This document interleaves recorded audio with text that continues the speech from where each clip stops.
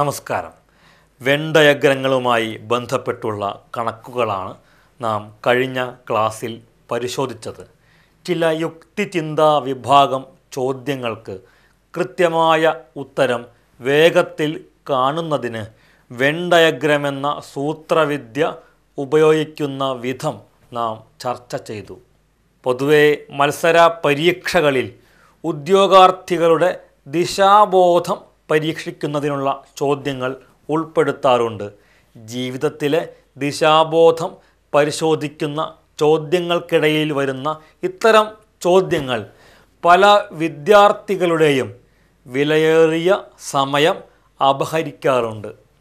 ഇത്തരം ചോദ്യങ്ങളെ ചിട്ടയോടെ നേരിട്ടാൽ നമുക്ക് അനായാസം ഉത്തരം കണ്ടെത്താവുന്നതേ ഉള്ളൂ. ലളിതമായ ഒരു ചോദ്യം പരിശോധിക്കാം. ഒരാൾ ഓഫീസിൽ നിന്നിറങ്ങി 4 കിലോമീറ്റർ വടക്കോട്ട് നടന്നു.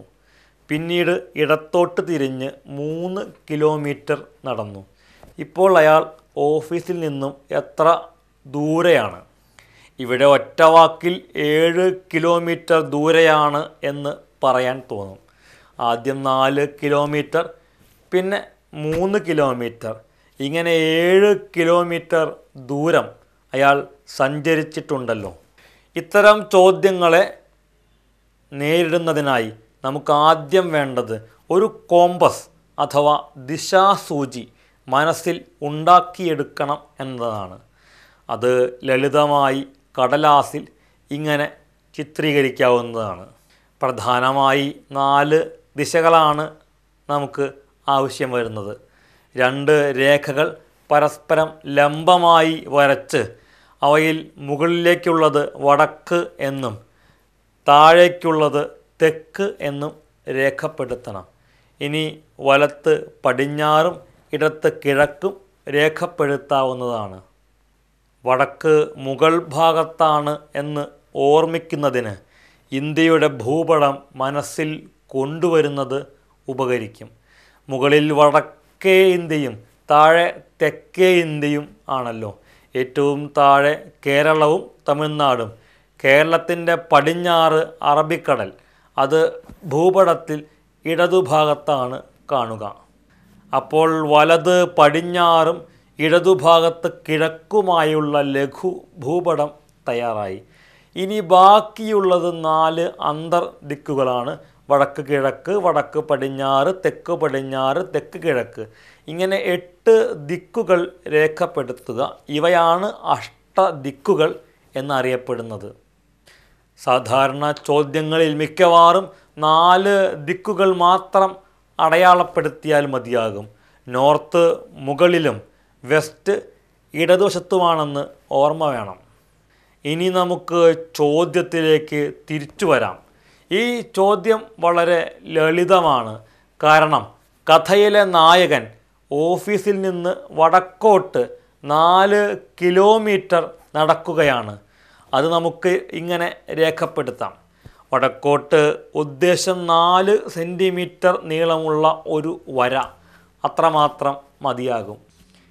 ഇനി അദ്ദേഹം ഇടത്തോട്ട് തിരിഞ്ഞ് 3 കിലോമീറ്റർ നടക്കുന്നു. ഇവിടെ നമ്മുടെ ഇടതുഭാഗത്തോട്ടല്ല നടക്കേണ്ടത്, മറിച്ച് അയാളുടെ ഇടതുഭാഗത്തേക്കാണ്. അതിനാൽ നേരത്തെ അയാൾ നിന്നിടത്ത് വടക്കോട്ട് നാം നിൽക്കുന്നതായി സങ്കല്പിക്കുക. അപ്പോൾ ഇടതുഭാഗം ഏതാണെന്ന് വ്യക്തമാകും. ഈ ചോദ്യത്തിൽ കഥാനായകൻ വടക്കോട്ടാണ് നോക്കി നിൽക്കുന്നത്. അതുകൊണ്ട് നമ്മുടെ ഇടതുഭാഗം തന്നെയാണ് അയാളുടെ ഇടതുഭാഗവും. അതായത് പടിഞ്ഞാറ് ഭാഗത്തേക്കാണ് അയാൾ നീങ്ങുക. ഇനി പടിഞ്ഞാറ് ഭാഗത്തേക്ക് 3 സെൻറ്റിമീറ്റർ നീളമുള്ള ഒരു വര. ഇതോടെ ചോദ്യത്തിൽ സൂചിപ്പിച്ച യാത്ര തീർന്നു. ഇനി നമുക്ക് കണ്ടെത്തേണ്ടത് അയാൾ സഞ്ചരിച്ച ദൂരമല്ല, മറിച്ച് ഇപ്പോൾ അയാൾ ഓഫീസിൽ നിന്ന് എത്ര ദൂരെയാണ് എന്നതാണ്. അയാൾ സഞ്ചരിച്ച ദൂരം 4 + 3 7 കിലോമീറ്റർ ആണെങ്കിലും അയാളുടെ യാത്ര ഒരേ നേർരേഖയിൽ അല്ലാതിരുന്നത് മൂലം ഓഫീസിൽ നിന്നുള്ള നേർരേഖാ ദൂരമാണ് കണ്ടെത്തേണ്ടത്. ഈ ദൂരം നമുക്ക് ഓഫീസും ഇപ്പോൾ അയാൾ നിൽക്കുന്ന സ്ഥലവും തമ്മിൽ ഒരു നേർരേഖ വരച്ച് ബന്ധിപ്പിച്ചാൽ ലഭിക്കും. ഇവിടെ നമുക്ക് ചെറിയൊരു ജ്യാമിതീയ നിയമം കൂടി അറിഞ്ഞിരിക്കണം. ലോകപ്രശസ്തമായ പൈത്തഗോറസ് തിയറമാണ് നമുക്കിവിടെ തുണയാകുന്നത്.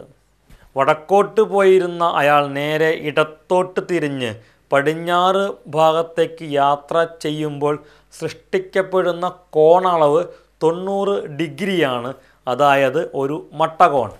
ഈ യാത്രയിൽ ഓഫീസും അവസാന സ്ഥലവും യോജിപ്പിക്കുമ്പോൾ നമുക്ക് ലഭിക്കുന്നത് ഒരു മട്ടത്രികോണമാണ്.